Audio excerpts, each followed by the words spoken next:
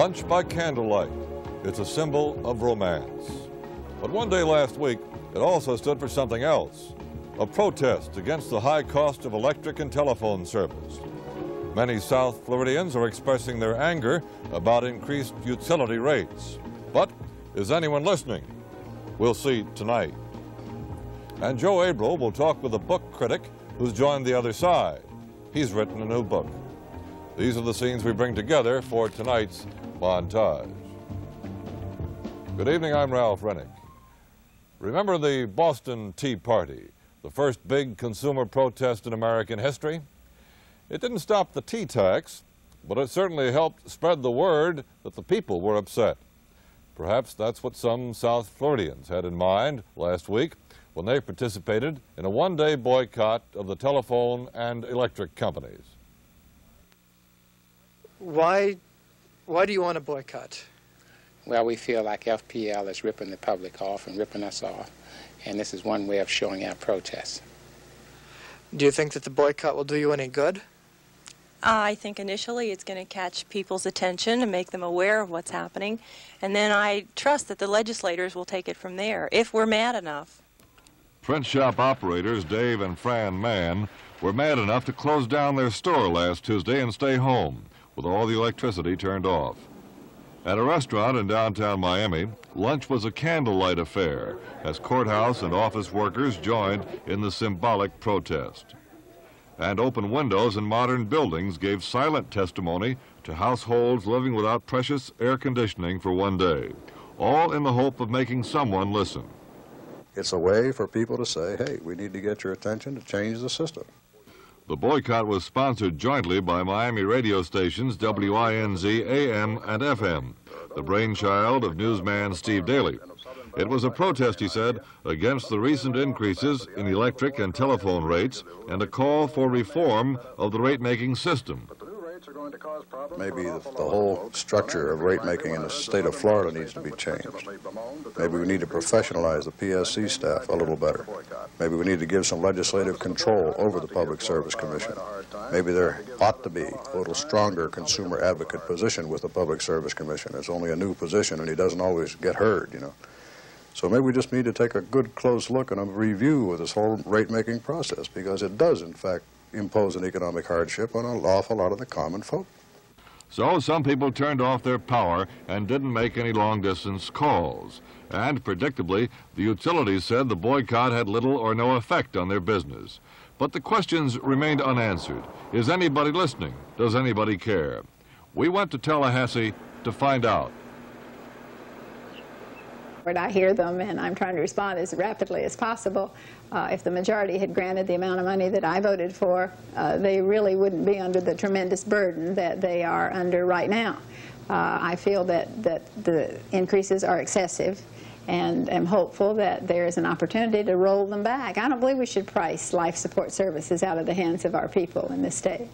Chairperson Paula Hawkins was the only one of the 3 members of the Public Service Commission to vote against the rate increases for both Florida Power and Light and Southern Bell. She claims there's a major consumer revolt in the wind. I think that I already know people are calling saying, I've had my extension phone taken out. Businessmen who have the money and could easily afford it are not using the 25-cent payphone. They said, I will not do it, and I am so irritated by it, I just won't. And the company is cutting off its nose to spite its face, because they agreed that 43% of the people of Florida will stop using the payphone when it goes to a quarter. Now, why would you propose anything that means that 43% of the people are going to stop using it? But I've seen it happen. I won't use it. Mrs. Hawkins is the only Republican on the commission. She blames consumer frustration on her 2 Democratic colleagues. Turned back. The public has a great opportunity next year to vote for 2 new commissioners if they don't like the way that the decisions have been coming out of this commission. It's a great American tradition, and I'm glad that Florida still elects their commissioners, because the public has an opportunity to choose. That's the only thing they have input in the regulatory process. They cannot choose the company that serves them. They have a monopoly on it, but they sure can choose their commissioner. That reminder may not be a pleasant prospect for Commissioners Billy Mayo and Bill Beavis. Mayo appears to be planning to run for re-election next year, while Beavis talks about running for Secretary of State.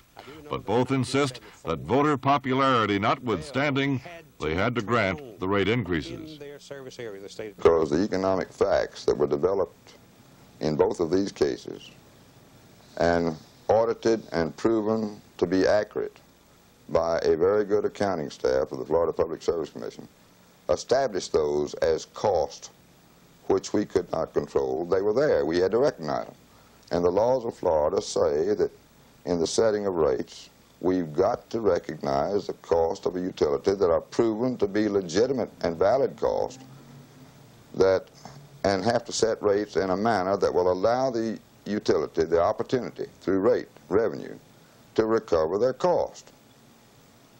That is the law, and I can't change the law. I can't change those economic facts. So thereby I have to conclude that my action was indeed legal, and it was proper, and it would allow the companies to continue to stay in business and provide the service which the public has to have. What would happen, we asked, if the rate increases were not granted? Quite possibly both of them would have taken us to the Supreme Court, because we'll average about 40 to 60 dockets a year being appealed to the Supreme Court. Our dockets go straight to the Supreme Court. I can remember about 3 years ago when Bell took us to the Supreme Court. They had a $128 million application, and 32 of that was an interim rate application filed simultaneous. They took us to the Supreme Court, and the Supreme Court says give it to them. So we had to give them $32 million over our objections at that particular time. But there is no law in the world that says anybody has to buy the stock of Florida Power and Light or AT&T. No law says that investors have to buy their bonds. The companies have to be in an earnings position of being able to compete on Wall Street for the investor dollar.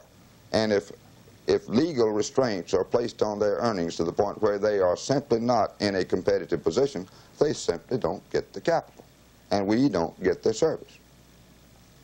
Is that likely to happen without these increases? Yes, sir.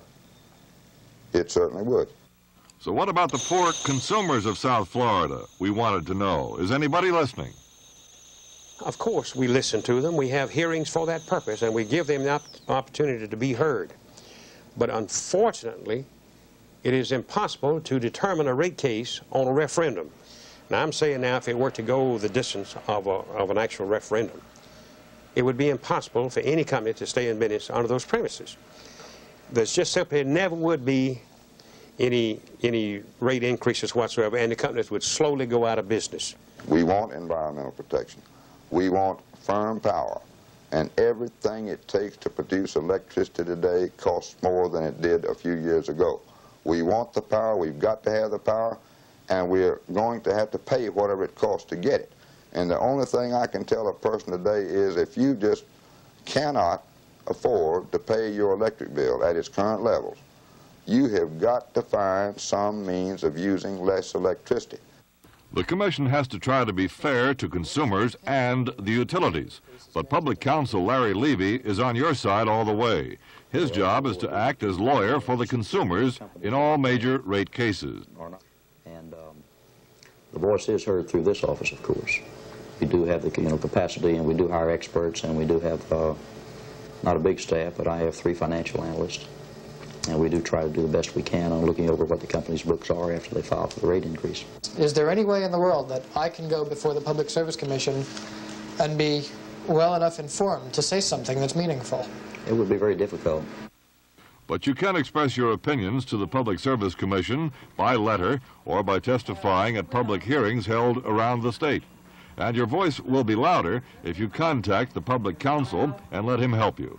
Levy fought against both rate increases, but he's only a lawyer.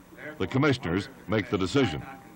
Is there some way the public can make its voice known in the rate-making decision, and how do you suggest to do that? Well, correspondence is always probably the best way. And, of course, they can appear at various rate-making proceedings and appear as public witnesses and make their feelings known like that. And the final end is through the election process. Meanwhile, it helps to understand what you're angry about. You are paying a much higher electric bill. Under the old rate, you paid one price for the first 750 kilowatt hours you used every month, and then a lower price for everything above that. But With the new rate, there's a small price increase for the first 750 kilowatt hours, and then you pay an even higher rate for everything over that. This is called inverted pricing, and it's supposed to encourage you to conserve. But the change from one system to the other also means that the more electricity you use, the bigger your percentage of increase from your old bill. The smallest users pay only a 7% increase, while bigger users may pay 30% or more higher than they used to. FP&L wants the Commission to switch back to the old system and just increase everybody's rate 16%. That's better for you if you use more than 1,200 kilowatt hours a month, which a lot of us do in the summer and winter when we use our air conditioners and heaters. But the inverted rate is better for consumers who use under 1,200 kilowatt hours, as many of us do in the spring and fall. The Commission will consider the inverted rate again next week, and most observers think it will probably switch back to the old system. But the only way you can keep your bill down is to use less electricity. And according to Florida Power and Light spokesman Jack Francis, nothing could make the company happier. For one day. If we could make that determination that it was discretionary use or wise energy management, then we would be in a position, Florida Power and Light, to build less plants in the future, to build fewer transmission and distribution lines, because we would know exactly what the customer was doing. In the event that it is a whimsical thing with a customer who cuts all of his lights and his refrigeration and what have you at home, he cuts it off for one day, then cuts it all back on the next, and then cuts it all off another day, and then cuts it all back on the next. Over the long pull, we would still have to build the equipment necessary to service him. So what I'm really saying is, if the customer would take to heart the materials that we have on how to best manage his electricity, then in the long run it would be an advantage to both of us. First, to the customer right now, and secondly, to the fact that we would be in a position of having to build fewer plants. All of these materials, which we have and have had out, are available at any of the FPL offices, and we certainly encourage our customers to use them. For most of us, the telephone rate increase won't cost as much as the electric rate increase. But a lot of people are furious about the 25-cent payphone and the new charge for directory assistance calls after the first 6. Southern Bell spokesman Woody Weber says both new charges are intended to keep your phone bill down, and that's what most people want, he adds. Now, there was a survey made in Virginia where they put in a 20-cent coin rate some time back, and the question was to the people, would you rather have an increase in your basic rate, go back to dime and coin telephones? It was almost 100% that did not want the basic rate increase. And we've always taken that position that this is a necessity. Our assumption has always been that the services that you have the option to buy, where you don't have to have them, should be the things, and then those that use them pay for them, and not subscribers in general. And Weber says the increase will not make people stop using their phones.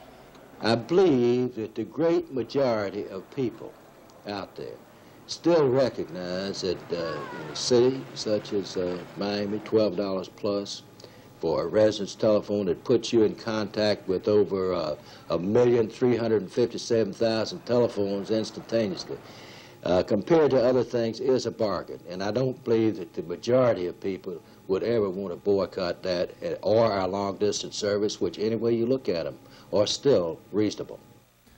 Several lawsuits have been filed to try to force rates back down. It's hard for any of us to know what a fair rate really is in these times of inflation. But if you're mad and you want to do something, let your public officials know how you feel. Exercise your power at the ballot box, and of course, do everything you can to keep your own bill as low as possible. You can make your voice heard.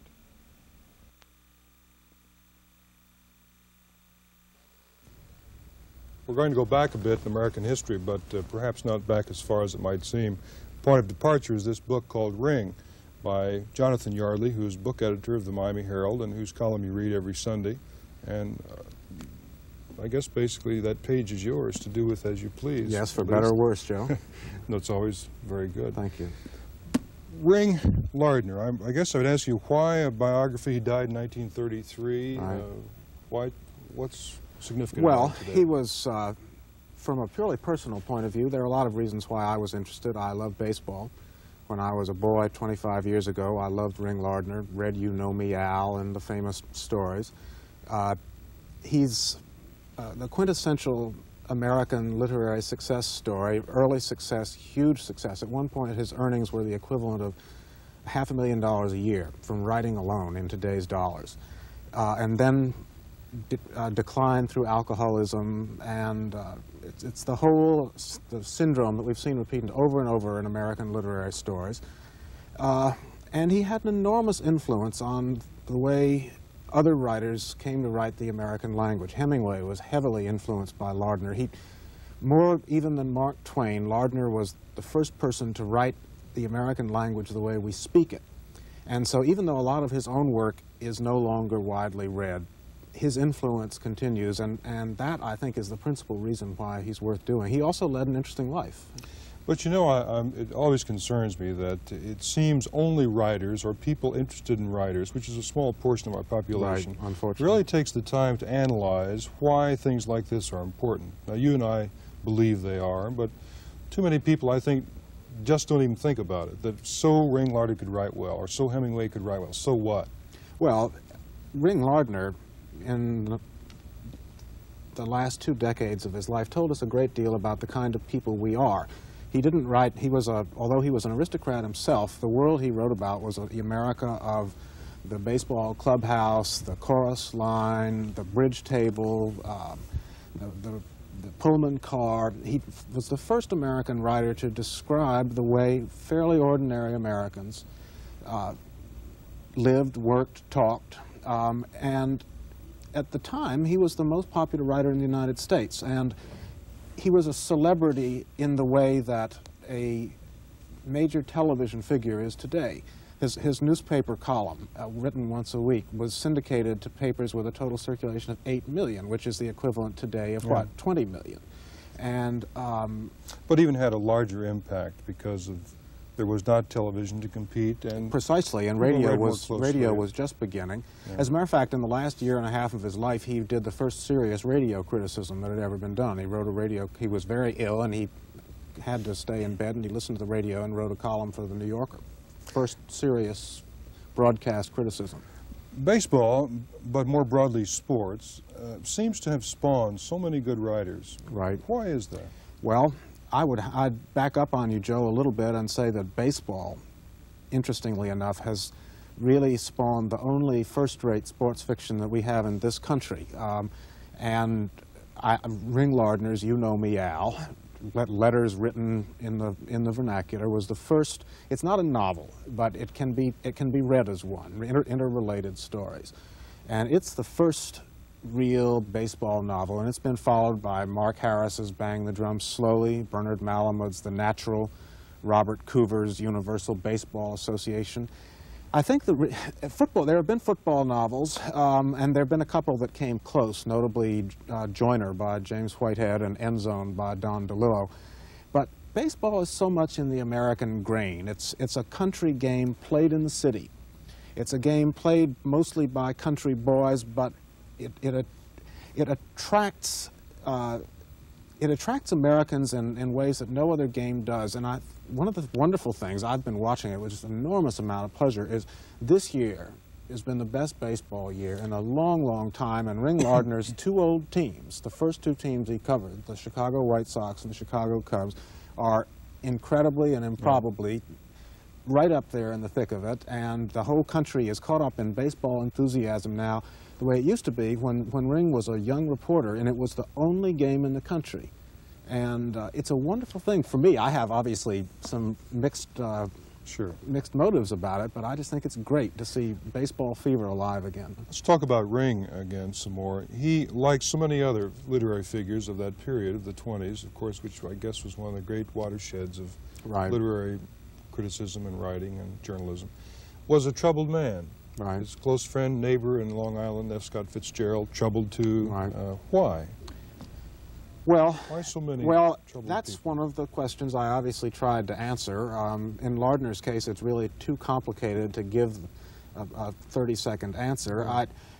I think that Ring was torn himself between a desire to have fun out of life and a feeling that he ought to be doing more serious work than he actually did. He did wonderful work, but it's very limited work. He never, for example, wrote a novel, although he had huge pressure from Fitzgerald and Maxwell Perkins and others who admired his talent, Henry Mencken, to write a novel. He never did it. I think that he felt, and I think he's right, that he didn't need to write a novel in order to have had a worthy, honorable career. But I think there's a contradiction in Ring's personality between what he wanted to do and what he felt he ought to do that troubled him. And I think that finally when he reached the point where he was writing just to make money, he realized that he was never going to be more than he was. What he was good, but I think that finally drove him into the final stages of alcoholism, and he was in the last months of his life was a despairing man. But let me add to that, he was also a very courageous man who could have succumbed to disease, could have become embittered, but he never was. He kept his family and his readers laughing right to the end. So it was a calling, certainly, to him to do what he was doing. It was an accidental calling.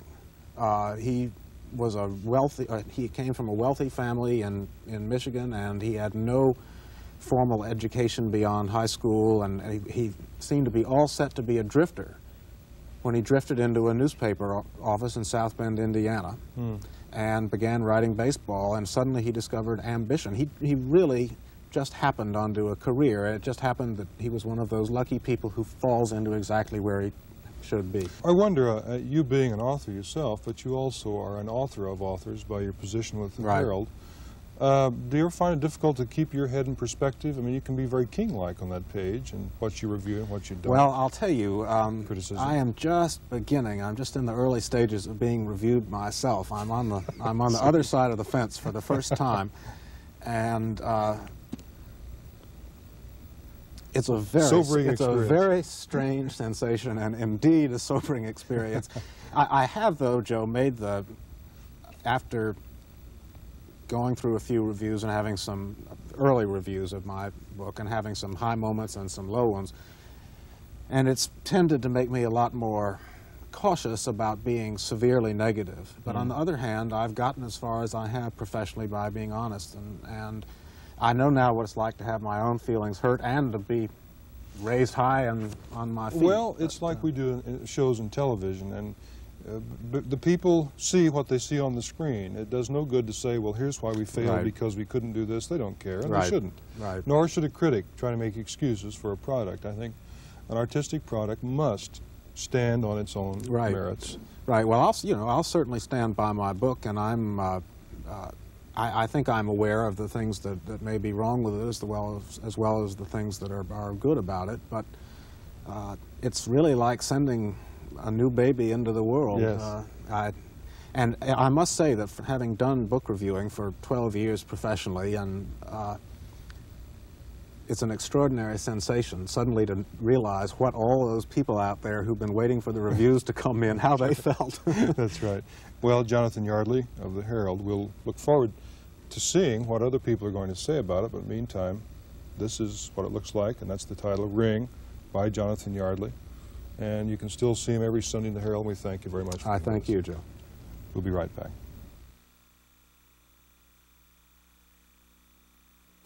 Be sure to join us next week.